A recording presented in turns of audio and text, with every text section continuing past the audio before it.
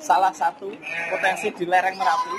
Kambing, ya ternyata di lereng Merapi luar biasa ini pembibitan kambing yang salah satu potensi ekonomi yang dilakukan oleh seorang pemuda.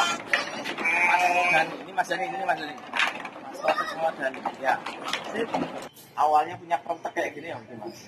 Sebenarnya awalnya karena dulu saya sempat kerja di sebuah lembaga zakat yang memang lembaga itu bekerja atau konsen di bidang peternakan.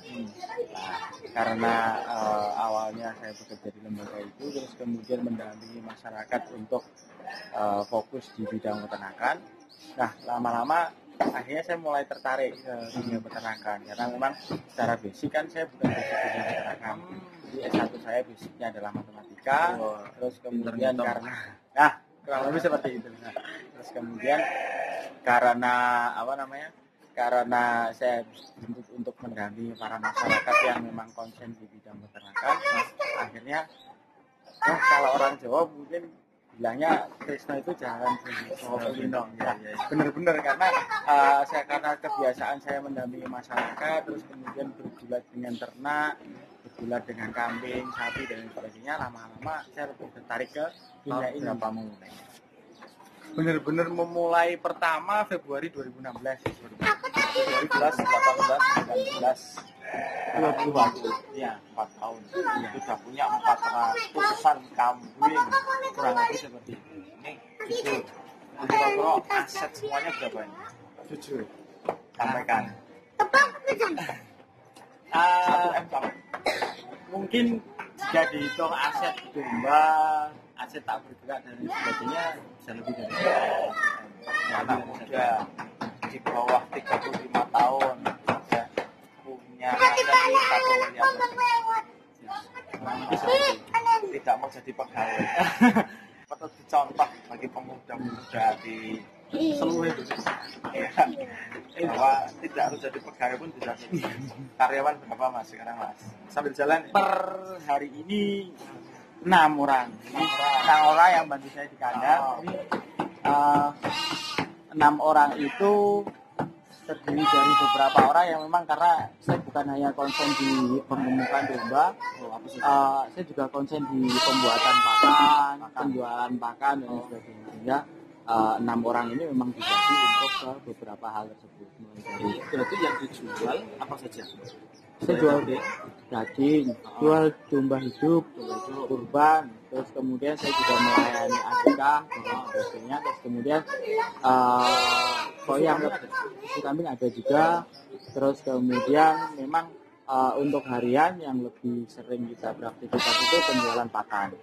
Jadi setiap hari kami beraktivitas membuat pakan, terutama konsentrat.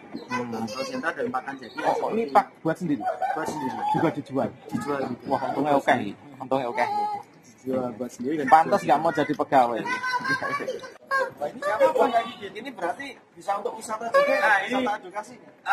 Rencananya ke depan seperti itu. Jadi rencananya ke depan kandang ini ya meskipun hanya kecil-kecilan atau hanya mungkin beberapa terkadang dari beberapa sekolah yang dulu outdoor dan lain sebagainya bisa belajar di sini, bisa melihat-lihat ke sini. Sebelah barat sana meskipun hanya sedikit ada yang bisa buat edukasi. Oh ternyata proses pengembangbiakan itu membutuhkan proses dan kerja keras. Jadi memang di lahan yang nggak panjang ini, yang nggak luas ini, memang saya berniat untuk bikin satu edukasi yang memang kalau domba, kambing itu bukan fokusnya hanya di domba kambing, tapi ada beberapa segmen integrasi yang bisa dikerjakan. Misal saya melihara kelinci itu bukan semata-mata karena suka kelinci, tapi memang kelinci itu saya pelihara karena mungkin domba ini makannya sisa dan secara basic sama kayak apa yang dimakan kelinci, sisa dari domba kita kasihkan ke kelinci. Pinter-pinter kelincinya kalau bisa bener-bener low cost banget. Jadi bener-bener low cost sehingga kemudian itu ini ke depan akan kita olah mulai sebagai kotoran atau limbah ini akan kita olah sebagai pupukannya yang nanti bisa digunakan sebagai media tanam. Meskipun dikit, nanti kita akan coba hiasi beberapa kandang ini dengan tanaman yang berasal dari hasil kita olah luas tanah ini. Keseluruhan luas tanah ini kurang lebih kalau kelihatan dari sini itu kandang juga, bukan? Ini tempat kamu makan. Jadi kamu makan ini digunakan sebagai ketahanan pangan, sehingga kalau saya melihara domba, karena di sini itu prinsipnya semua makanan kering dan tersedia, jadi tempat ini nanti tempat buat nampung limbah-limbah pertanian. Jadi kalau makannya ini kan berasal dari kangkung kering, terus kemudian kulit kedelai, limbah pabrik itu karena sudah dibersihkan kedelai yang sudah dibersihkan kulitnya. Nah, kemudian ketika pertanian itu musim panen, dia akan melimpah, harganya lebih murah, sehingga harus kita simpan dalam jumlah yang banyak. Nah, gudang itu bisa nampung kurang lebih sekitar 100 sampai 120 ton. Artinya setiap tahun saya akan nampung kurang lebih 100 sampai 120 ton. Kemudian itu digunakan untuk setahun ke depan. Jadi karena kan limbah pertanian terutama kangkung itu panennya setahun sekali. Sehingga setahun sekali nanti ketika musim kami nampung. Nah, ditampung ini mulai musim itu kan sekitar bulan Agustus, September, Oktober. Nah, kita beli di 3 bulan itu, terus nanti kita pakai untuk 1 tahun ke depan, sampai Agustus tahun depan. Alhamdulillah kita sudah dipercaya oleh beberapa jagal, beberapa catering, beberapa tukang sate, sehingga memang pandemi itu nanti akan berpengaruh ke penjualan ketika si penjual omsetnya menurun, maka ini akan menurun. Nah, di awal di 1 bulan pertama corona itu ada, memang penjualan menurun. Tapi di bulan kedua, bulan ketiga, bahkan sampai sekarang track recordnya sudah mulai naik lagi. Jadi sudah stabil lagi. Bahkan kami untuk mensuplai ke tukang sate, jagal dan sebagainya sekarang lagi kewalahan karena memang mulai ada transisi dari dulu yang disembelih buat sate dan lain sebagainya, sekarang ditransisikan ke penjualan kurban. Maka alhamdulillah karena kita bermainnya juga di segmen pakan, dan pakan itu kan dibutuhkan ketika orang sudah melihara domba, jadi tidak berpengaruh dulu. Di masa awal memang kita hanya fokus untuk memang mensuplai kebutuhan makan. Kemudian tadi ke belakang karena domba itu juga mulai laku lagi, terus kemudian aktivitas masyarakat sudah bisa beraktivitas meskipun dibatasi, kemudian ya justru sudah ada mulai peningkatan penjualan. Jadi alhamdulillah sampai sekarang di kami pandemi itu berefek tetapi tidak signifikan,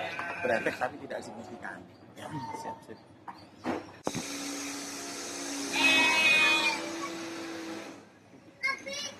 Sedikit ada yang dari Barat, ada yang dari Jawa Tengah, Magelang juga. Gak apa-apa, gak nakal itu. Ya. Pegang ini. Apa itu? Iya, bisa saya dikasih.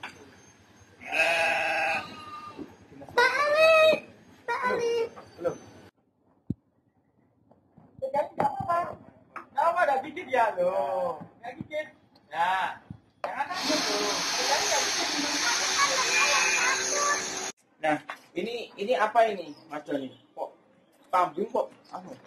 Ada kambingnya kayak ini kambing jenis. Ini kambing jenis sapera. Jadi antara silangan antara sanen dengan mungkin etawa, beligo dan lain sebagainya. Jadi ini diberi nama sapera. Sanen peranakan etawa. Nah, ini pejantan dari kambing perah. Di kambing perah itu pejantannya ini. Kita pakai ini pejantannya, terus kemudian nanti disilangkan dengan induk Jawa, induk apa, sehingga ini setipe dengan yang di TV itu Garut yang di... Oh bukan. Kalau dia memang jenis kambing, kalau Garut itu kan jenis domba aduan yang sebelah sana itu ada domba aduan, domba Garut itu ada. Nah kalau ini memang jenis kambing yang dipakai buat perah. Oh, kalau ini yang susunya mau kita ambil. Ini pejantan yang susunya mau kita minta dikit ya. Minta dikit. Ini pejantannya karena kan nanti diperah dari indukan yang sebelah selatan tadi. Oke. Nah, ini asli susu yang tadi diperah. Nah, kemudian dipasteurisasi 80 derajat Celcius. Oh, tidak boleh lebih. Oh, gitu. Karena kalau mendidih nanti susunya akan pecah. Oh. Itu. Nah, kalau misal kurang suka nanti bisa tambah kopi, bisa ditambah gula dan lain sebagainya. Asli, benar-benar asli yang tanpa gula, tanpa apa, tanpa pengawet, Jadi benar-benar ini perlu dicoba. Susu kambing asli, Mas Dani. Luar biasa, pemuda, terus cerita tentang para nabi itu juga penggembala, pasti ini bisnis berkah dan yang jelas sampai akhir zaman ini bisnis yang akan terus bisa jalan. Karena selama ada korban, selama ada akikah, mereka butuhkan. Perlu dikembangkan bisnis kambing ini di Sleman, bahkan di Indonesia. Mas Dani seorang pemuda, pengusaha yang tidak menyerah dengan keadaan. Ketika pandemik seperti ini, biasanya sebulan 250 ekor kambing dijual. Dan sekarang ketika pandemik bukan dalam bentuk ekor kambing dia jual, bentuk daging. Luar biasa. Patut kita berikan apresiasi, tidak hanya jempol 1, 2. Ya. Lanjut Mas Dani.